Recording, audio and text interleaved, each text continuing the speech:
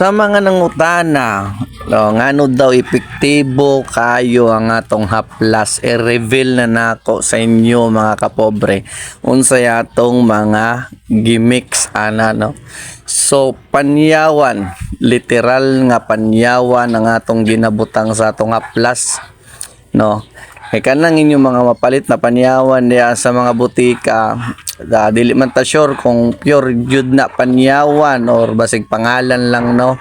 So kini siya akong haplas, sure jud na nga ang mga haplas sana nagibutang na ako ng mga materyales sagrado, dili lang basta panyawan lang ato na ginaampuan na bendisyonan sa atong kahitasan nga maayo gyud ang mga sakit nga haplasan ani. Pwede siya sa mga samad, pwede siya sa klaseng sakit sa lawas no, o labaw sa tanan espiritual kay naamay atong gibutang orasyon pod para pantaboy sa mga daotang elemento o espiritu. Sa mga gusto mag-avail, PM lang mo sa ako.